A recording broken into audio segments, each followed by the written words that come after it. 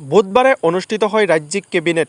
এই কেবিনেট বৈঠকত কেইবাটাও গুৰুত্বপূৰ্ণ সিদ্ধান্ত গ্ৰহণ কৰে ৰাজ্য চৰকাৰে। কেবিনেটৰ অন্তত মন্ত্ৰী জয়ন্ত মল্লবৰুৱাই সদৰি কৰে কেবিনেটৰ সিদ্ধান্তসমূহ। বছৰি 4 লাখ পৰ্যন্ত আয়ৰ পৰিয়াললৈ ৰেচন কাৰ্ড। পূৰ্বতে ইয়াৰ পৰিমাণ আছিল 2.5 লাখ টকা।